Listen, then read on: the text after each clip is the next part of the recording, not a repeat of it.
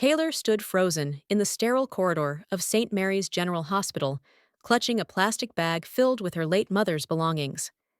It had been 5 days since Angela Summers was laid to rest, yet the grief was still raw, a sharp, unrelenting ache that made it hard to breathe. At just 19, Taylor felt like the last leaf on a winter branch, alone, fragile, and uncertain of where to go next. The nurse on duty, a kind woman with tired eyes, gently handed her a folded robe and slippers. "Your mother was such a gentle soul. We'll miss her," she said softly. Taylor could only nod, unable to speak, past the lump in her throat. Outside, the spring sun shone brightly, birds chirped, and flowers bloomed along the sidewalks. It all felt like a cruel joke. How could the world continue turning when hers had stopped? Back in the small apartment on the edge of town, Taylor placed the bag on the kitchen table and stared at it for a long time. Everything inside still smelled like her mother's lavender old books, and something warm like cinnamon. When she finally unpacked the robe, a folded note fell out of the pocket. Puzzled, Taylor unfolded it and saw her mother's handwriting, elegant and unmistakable. "My dear Taylor, if you are reading this, I am no longer with you. I am so sorry for leaving you alone, but I could not go without setting things in motion. 3 months from the day of my funeral, go to my grave at exactly 2:00 in the afternoon. Someone will be waiting. Trust him. He is a friend I never told you about. He will help you understand the truth I never had time to explain." Taylor's blood ran cold. The letter was simple, but it shattered the fragile reality she had been clinging to. Her mother, the one person who had always been an open book, had left her a riddle from beyond the grave. Who was this mysterious friend? What truth had been buried alongside her mother? Taylor read the letter again and again, as if it might reveal more. But it only left her with one clear message: her life was about to change forever. The days after Taylor discovered her mother's final note passed in a strange, aching haze. Grief clung to her like smoke, but now it was tangled with confusion, curiosity, and a flicker of fear.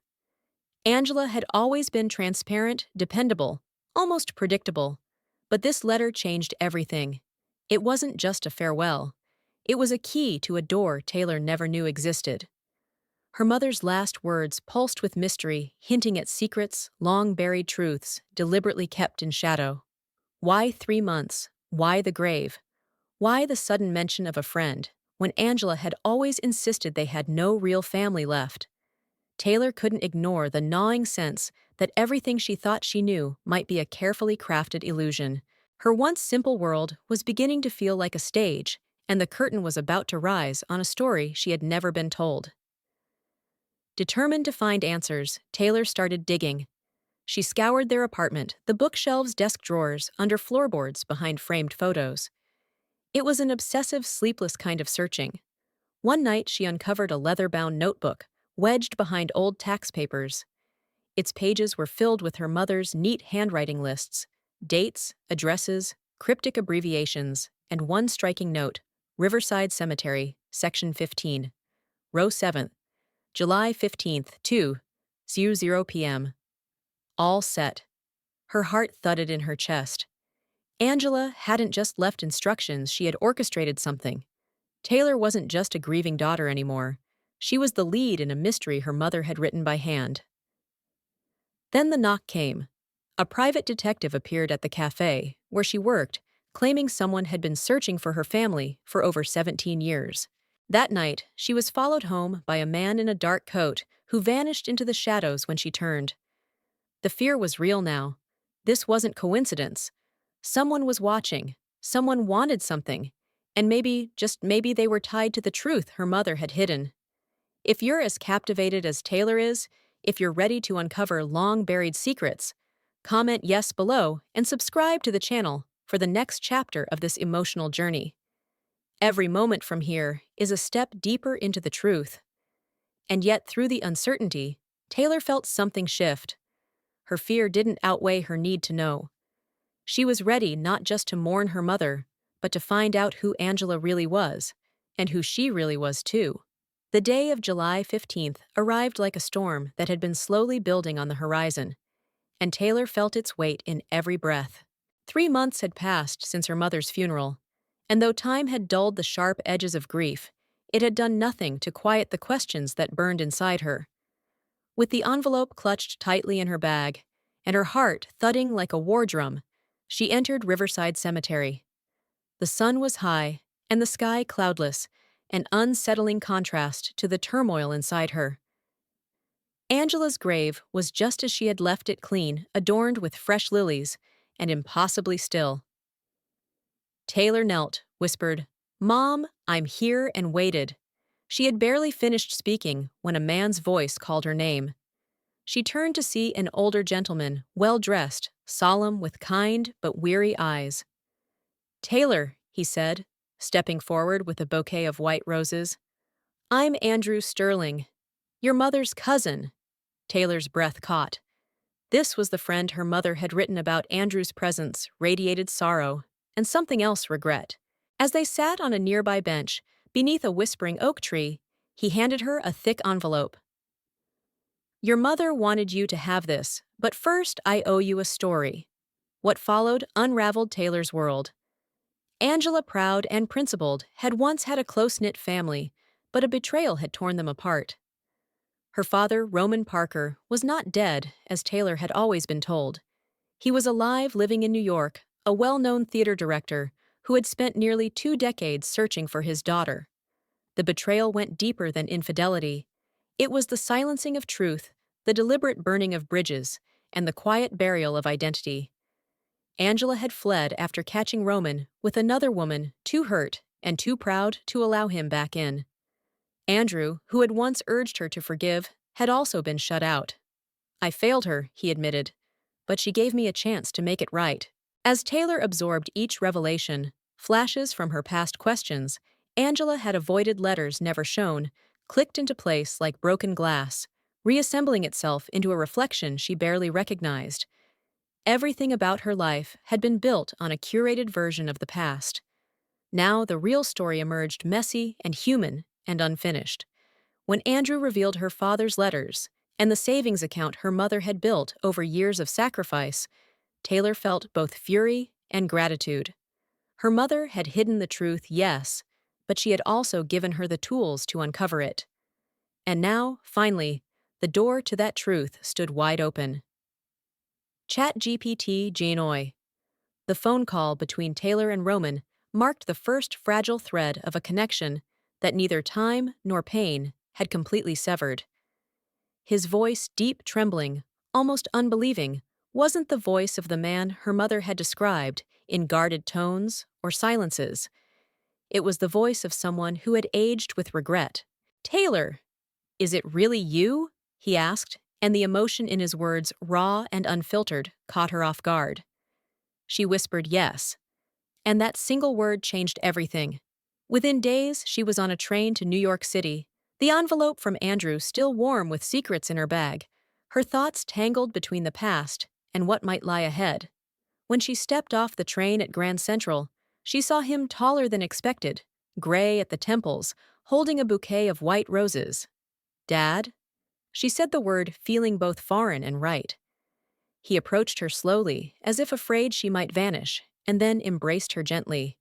"You came," he whispered. "You really came."